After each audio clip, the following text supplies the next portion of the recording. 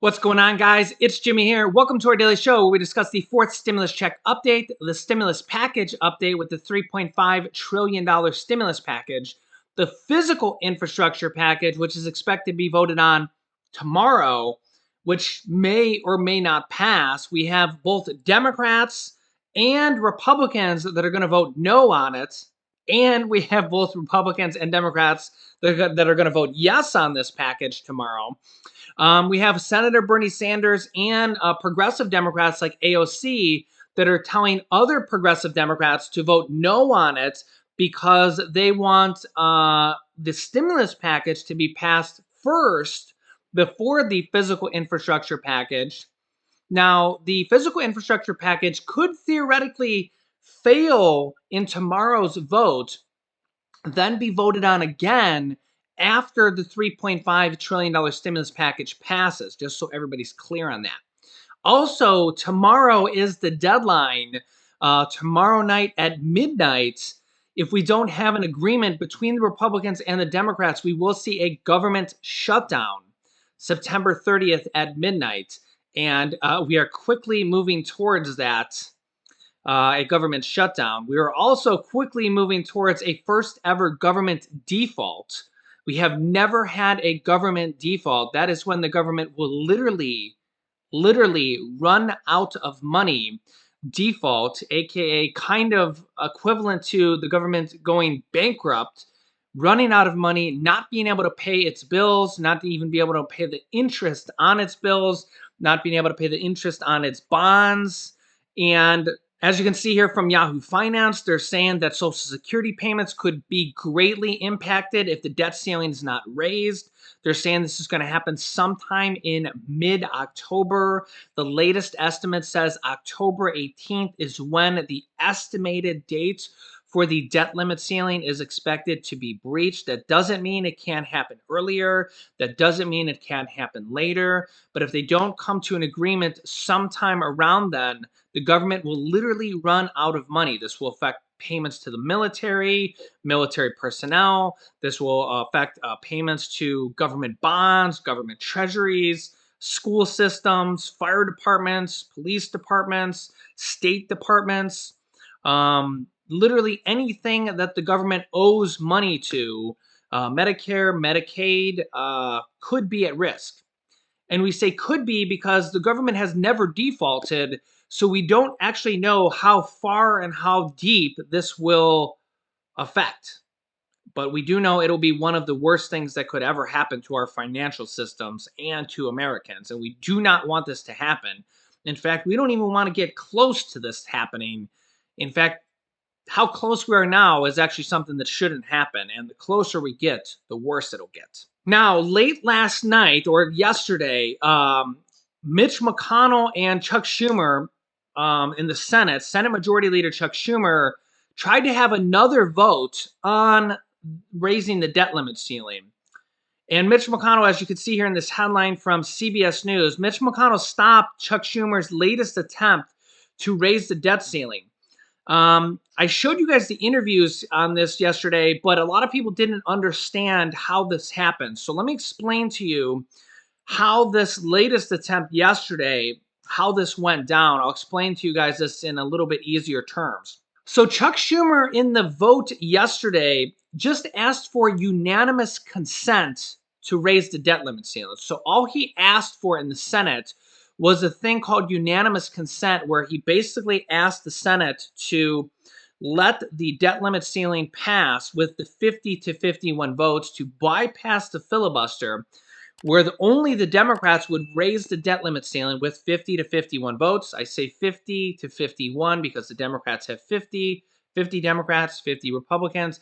Then the 51st vote would kick in, where the tiebreaker vote would go to the Vice President Kamala Harris after a 50-50 tie.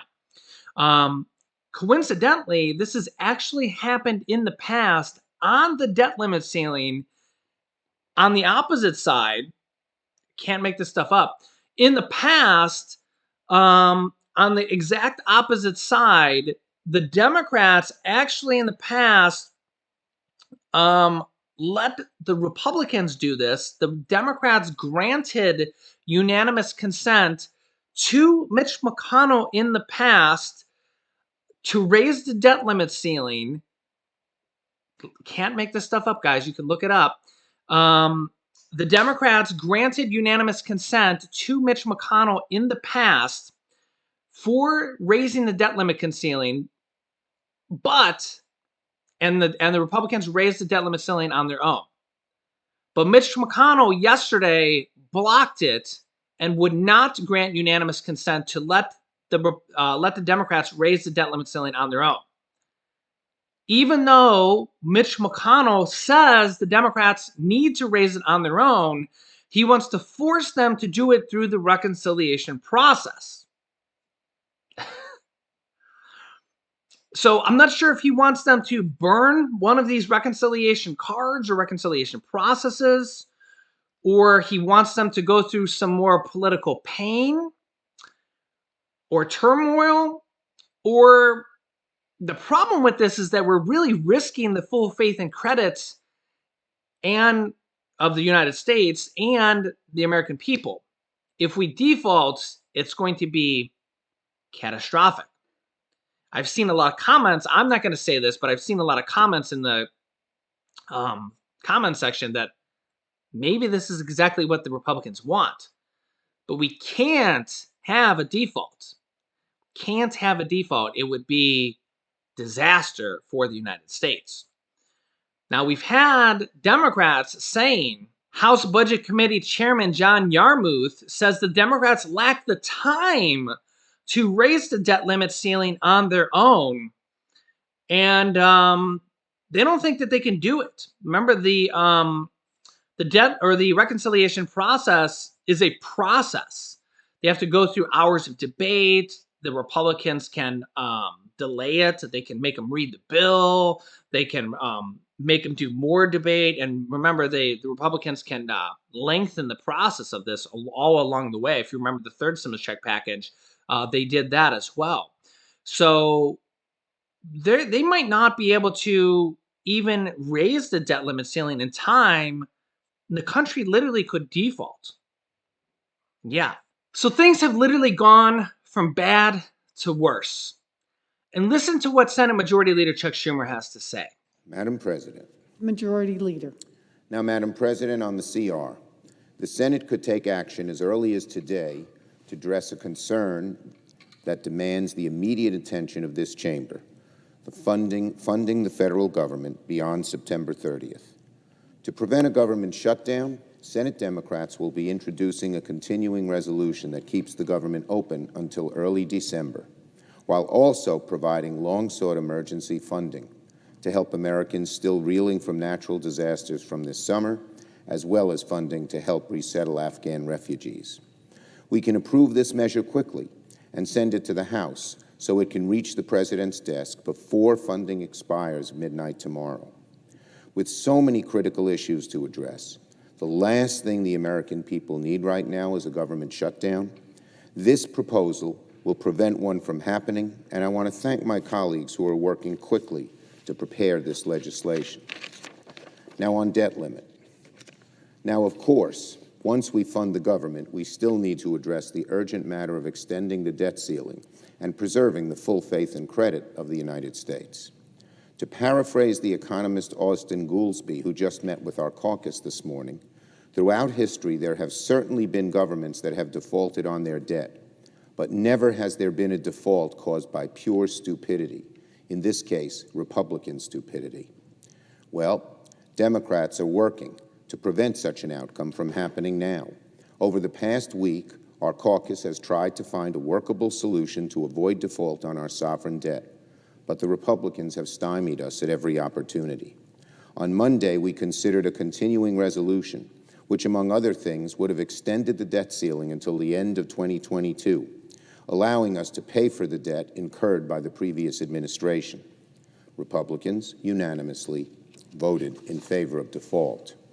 So on Tuesday, we gave Republicans another chance.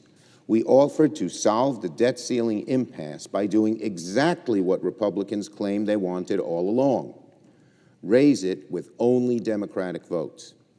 We gave them a chance to oppose it, like they said they would, and allow Democrats to solve this problem ourselves. Again, it was precisely what they asked for. And Leader McConnell cited this precedent several times in the last few days as how to get out of the debt crisis. But once again, Republicans blocked that proposal in favor of default. And quite frankly, no Republican provided a good answer as to why. When Leader McConnell came out to rebut, he didn't discuss the merits of our proposal. He said, we don't want Democrats going forward and doing other things. Well, this is about debt that we've already incurred, debts from the past, spending from the past, not about the future. If we never did debt ceiling, if we always let the debt ceiling lapse because one party or the other didn't like some future action that the other party would take, we'd never do it. It's an absurd argument. An absurd argument because they had no real arguments, because we were doing exactly what Republicans have asked for. Pass it with your own votes. So, Mr. President, Madam President, Democrats have offered Republicans multiple, entirely reasonable ways to get out of the mess they've created. But instead of stepping aside and letting the responsible party address the debt limit, Republicans have chosen to actively obstruct. Again, we're not asking for Republicans to support raising the debt ceiling. If they want to stop payments from going to veterans and Social Security recipients, be our guest. We're just asking for Republicans to get out of the way. Get out of the way and let us do what they say they wanted us to do: raise the debt ceiling without their votes. Time is short. The danger is real. Yesterday, the Treasury Secretary wrote that if the debt ceiling is not addressed by October 18th, the government could enter a catastrophic default, catastrophic, for the first time in history. Secretary Yellen's warning was unmistakable. A default would, quote, be disastrous for the American economy, for global financial markets, and for millions of families and workers whose financial security would be jeopardized by delayed payments, unquote. And yet every day, the outcome grows more and more likely because of Republican intransigence, because Republicans are deliberately preventing the government from being able to pay these bills. Now, in solving this crisis, this body cannot and will not go through a drawn-out, unpredictable process sought by the minority leader. It risks the full faith and credit of the United States. To do this through reconciliation requires ping-ponging separate bills back from the Senate and the House. It's uncharted waters. Individual senators could move to delay and delay and delay. It is very risky and could well lead us to default, even if only one senator wanted that to happen. That's very possible. So you can't do it this route. Everyone who's studied it knows it is risky, and it's simply a political gambit by Leader McConnell, who has changed his tune several different times. When he's said over and over again, just you Democrats vote for it, we've given him that chance. Now he's backed off that and moved into this untenable excuse. It's not a real answer. If the Republicans really want to prevent a default like they claim they do, they should step aside and let Democrats do the responsible thing. As default gets closer and closer to becoming a reality, our Republican colleagues will be forced to ask themselves how long they're going to keep playing political games while the economic stability of our country is at risk. So just to be clear, yesterday the Democrats tried to pass a bill to raise the debt limit ceiling with just the 50 to 51 votes, and the Republicans could let that go through with unanimous consent, and the Republicans wouldn't even need to vote for it. They would just need to unanimously consent, allow the Democrats to pass the debt limit ceiling with the 50 to 51 votes, and the Republicans wouldn't even need to vote yes to allow it. They just need to allow the to not filibuster. And the Democrats have allowed the Republicans to do this in the past for the debt limit ceiling. That's correct.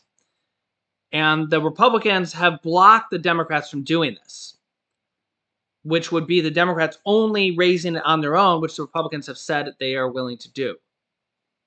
Can't make this stuff up, guys. So at this point, we're headed towards a government shutdown, which, by the way, the Congress does get paid during a government shutdown. Can't make this stuff up either. Tomorrow is the government shutdown deadline, tomorrow night at midnight. Tomorrow is also the physical infrastructure bill expected to go on in the House, but we have some Democrats and some Republicans that are expected to vote no on this bill. Remember, this physical infrastructure bill that is $1.2 trillion dollars. That bill has already passed the Senate, but we have Senator Bernie Sanders as well as AOC and a lot of progressive Democrats, Pramila Jayapal, that are saying to vote no on this bill because they want the stimulus package, the $3.5 trillion stimulus package, to be voted on first. Because they're warning that if the physical infrastructure package gets passed first, that they kind of lose some leverage, that will be passed and gone and done and out of the way, and that they think that then some of the moderate Democrats will then not be as willing to pass the $3.5 trillion stimulus package then later on, even if it's just a few days later on. So there's a little bit of a back and forth here on these two packages. So the plan was to have the stimulus package, the $3.5 trillion stimulus package, passed first, but this stimulus package is a big, huge, massive, massive package.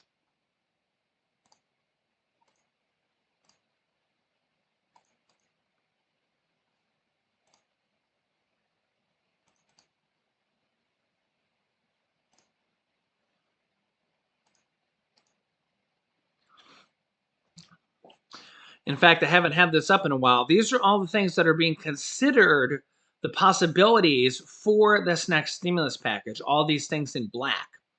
Also, I need to mention the SNAP increase, this 25% SNAP increase is going to start in October.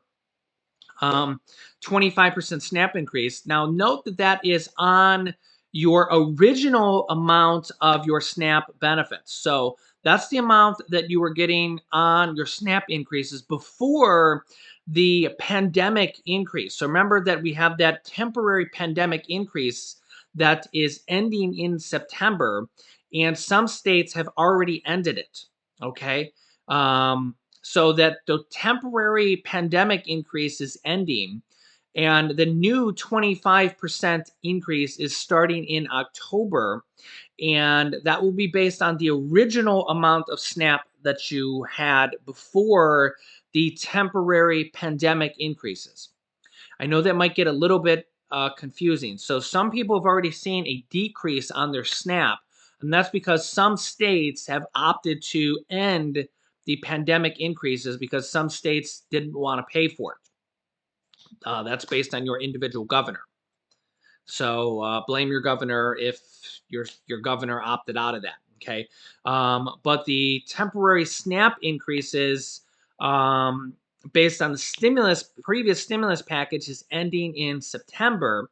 As you can see here on the screen, emergency SNAP benefits set to expire in September, but food insecurity remains high due to the pandemic. So the president then enacted the 25% SNAP increase, which is a permanent increase. As you can see here, families who receive food stamps will receive the largest benefits increase in history based on this 25% SNAP increase. And I'll just read it for you here. The Biden administration has approved a significant and permanent increase in the levels of food stamp assistance available to needy families, the largest single increase in the program's history. Starting in October, the average benefits for food stamps, officially known as the SNAP program, will rise more than 25% above pre-pandemic levels. The increased assistance will be available indefinitely to all 42 million SNAP beneficiaries. So again, it's 25% above the pre-pandemic levels. So this is based on your normal SNAP amounts before the temporary SNAP pandemic benefits. I know this might get a little bit confusing, just trying to explain this the best I can. Some of you guys have already seen your temporary pandemic levels decreased. That's because your states have decreased it. But most of the or all of the pandemic pandemic pandemic SNAP benefits are going away in September. Okay. But the 25% new benefits are kicking in on October, and that is a permanent increase for 42 million people. And that is permanent, that will go on forever for 42 million people across the United States, starting in October, which is in 2 days. So just to come back here to the stimulus provisions being discussed, that 25% SNAP increase was done by the Biden administration as a permanent increase. The student loans forgiven, they have done over $10 billion of student loans that have been forgiven right now, done mostly to people with disabilities, people the schools have closed on them or the schools have defrauded on them. You can just go to Google and type in student loan forgiveness, go to the student loan forgiveness page and see if you qualify, if you're under one of those categories. Also, there's over 40 million people that have had their federal student loan payments and interest paused for them until January 31st. So between these three items, payments on student loan pauses, SNAP increases, that is over 80 million people that have been helped for those two items alone. All these other items in black are the items being considered for the next stimulus package. We're hoping that they add a fourth stimulus check into this next package. They're considering a $1,000 Medicare voucher or a $1,000 stimulus debit card to be added in there for seniors on Medicare. Senator Bernie Sanders is trying to add that into the stimulus package. Another big item is the Medicare expansion for seniors, which will add hearing coverage, dental coverage, vision coverage, hearing aid coverage, and denture coverage, as well as lower the Medicare eligibility age to age 60, which will add over 20 million people to be eligible for Medicare alone. So that item number 4 is a huge item for seniors, because that's more than, say, just a one-time stimulus check, which a lot of people, they get the stimulus check and then it's gone in a few weeks. The Medicare eligibility and the Medicare benefits, hearing, dental, vision, hearing aids, dental, and dentures, those are benefits that you will have for life. So age 60, age 65, age 70, 75, 80, 85, 90. These are benefits that you are going to have year after year after year after year when they kick in. It's going to take some time. We don't know exactly how they're going to work and when they're going to kick in. But these are going to be benefits that you're going to have year after year after year when they kick in, and are going to be greatly beneficial for seniors that need this coverage, as well as the child tax credit payments that are expected to be in this package as well. Remember, these monthly checks to children go out to about 65 million children. Those monthly checks of $250 to $300 per month end at the end of this year. So at the end of this year, they go away and are no longer there unless they pass this next package. So if you're one of those 65 million families getting those monthly checks called the child tax credit payments, you better hope they pass this next package, because at the end of this year, they're no longer going to be there unless they pass this next package.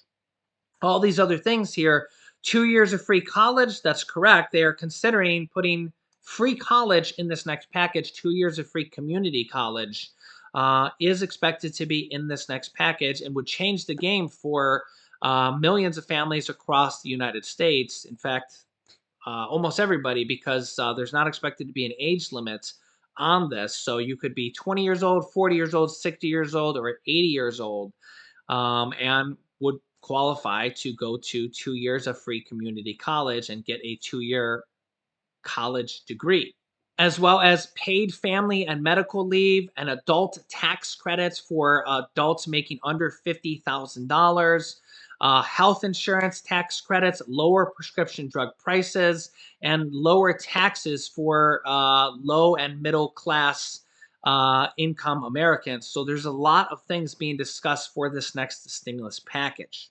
I will keep you up to date with everything: the debt limit ceiling, the government shutdown, which is tomorrow, the physical infrastructure package, which vote is tomorrow. Make sure to subscribe down below. New videos come out here every day at 10 a.m., 3 p.m., and 8 p.m. Eastern Standard Time. I will keep you up to date with everything. You can click this video to watch my newest stimulus check video next. And this video is how there's petitions to add a $1,400 stimulus check into the next video. So click on one of those videos next. Thanks, guys, and I will see you in the next video.